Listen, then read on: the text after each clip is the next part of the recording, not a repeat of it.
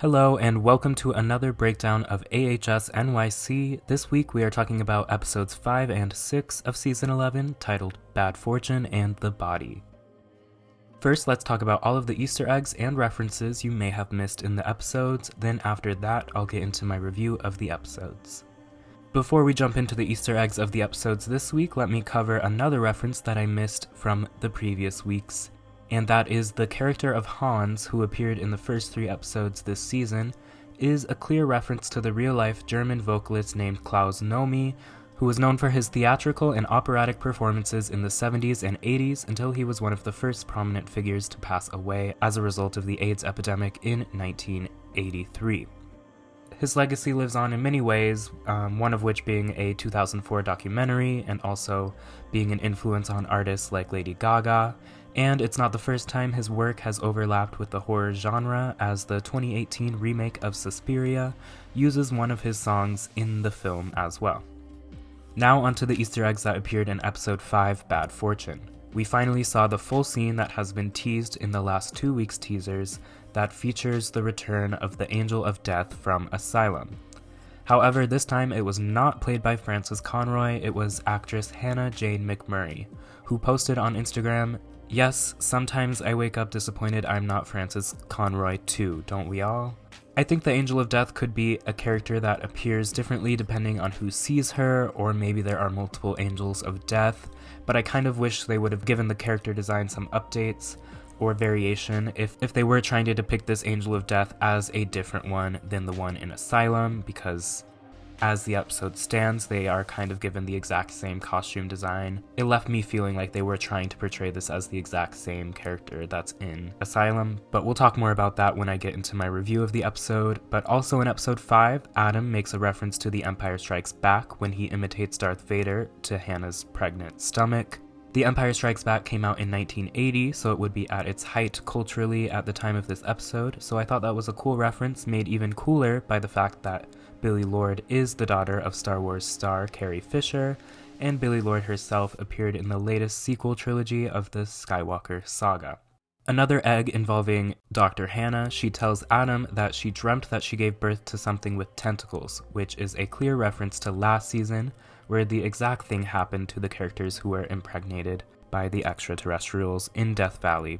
Now let's talk about all the Easter eggs I caught in episode 6, The Body. The storyline this episode about Sam and Patrick accidentally killing someone in a bondage act gone wrong reminded me of a similar story in Pose Season 2 Episode 3, where, and I won't name names in case anyone is still avoiding spoilers on Pose, but a main character similarly kills a lover by accident and must rely on their friends and some shady characters to hide the body. Kicking off the episode's 4th act, AHS indulged in a couple nods to Psycho in its own deadly shower scene. Specifically, the shot of the towel dropping and the shower head turning on were clear attempts at recreating shots from Alfred Hitchcock's infamous shower scene starring Janet Leigh.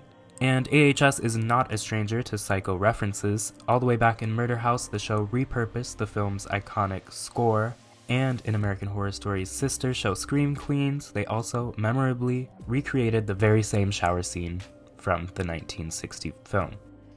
Later in the episode, Sam references Scooby-Doo, the long-running cartoon franchise that originated in 1969 and continued its run through the 80s with several films and spin-off series.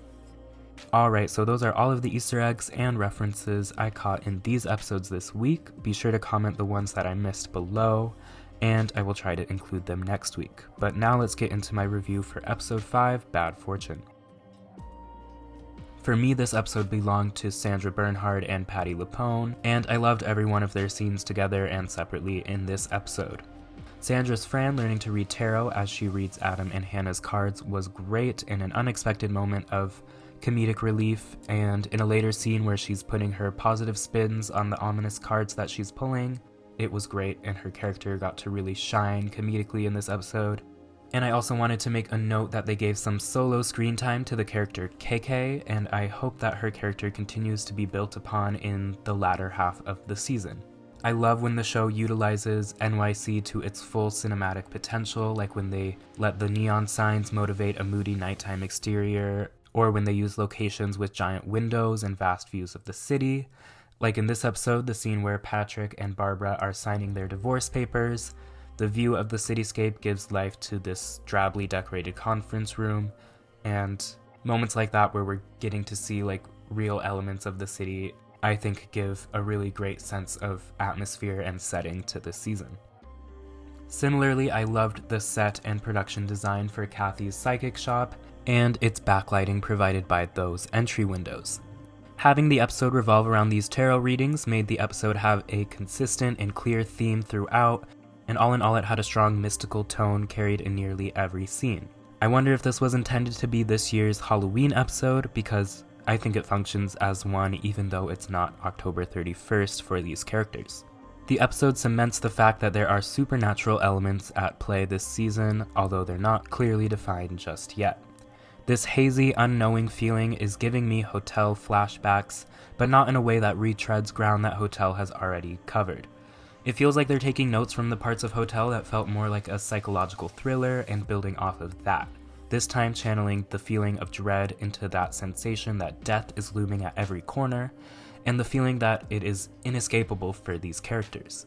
All of this is made extremely more effective with all of the allegories and symbols reminding us of the AIDS epidemic, which still has yet to explicitly enter the equation so far this season. Whether or not it actually does, it will be interesting to see if AHS can handle it without sensationalizing it or desensitizing it. The Angel of Death does return in this episode without Francis Conroy, which was a little disappointing, but I definitely started to see it coming. I think the Angel of Death is a very effective and striking symbol of death that worked really well in Asylum and was pretty effective here as well in her short appearance.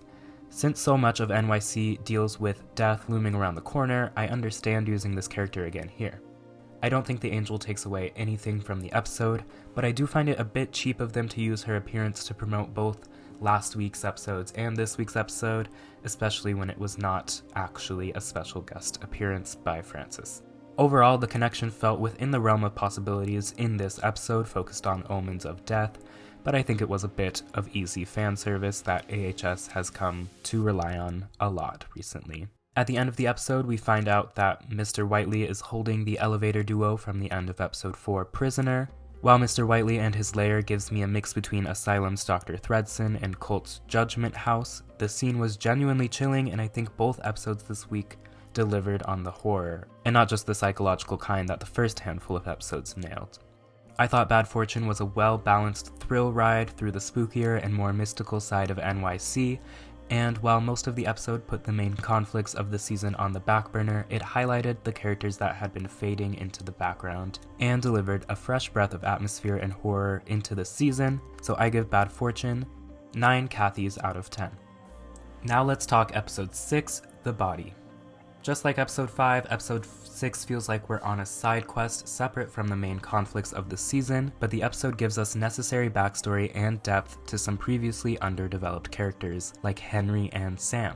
And I thought the episode was tightly written, exciting, and packed in some twists that I did not see coming that simultaneously gave me a more clear understanding of characters like Patrick, Sam, and Mr. Whiteley. Dennis O'Hare was my MVP this episode. The reveal that his character, Henry, is a hitman with mob ties paid off the small hints of his character that we have gotten so far, and completely brings him into the season's central conflicts. Dennis's performance was great, and I think this episode alone solidifies Henry as one of Dennis's best characters in the series. I also bought all of Russell Tovey's performances in both of this week's episodes, and I think it partly had to do with a noticeable improvement in the dialogue writing and overall writing in these episodes. Episode 5 was written by Pose writer Our Lady J alongside AHS vet Jennifer Salt, and episode 6 was written by Our Lady J, Manny Cotto, and Brad Falchuk. I thought Our Lady J wrote one of the best episodes of American Horror Stories earlier this year, so I'm inclined to attribute this improvement to her. But of course, Jennifer Salt has written some of the series' greatest episodes of all time throughout seasons 1 through 4, so the duo for episode 5 seemed like a match made in heaven, and that magic definitely makes its way into episode 6 as well. Also, this is Jennifer Salt's first writing credit on American Horror Story since season 4, so I think it's clear that the AHS team is taking note of the criticism that Season 10 got and American Horror Stories has gotten with its problems with its writing, and I think that's why they called in Jennifer Salt, Our Lady J, to help out the likes of Manny Cotto.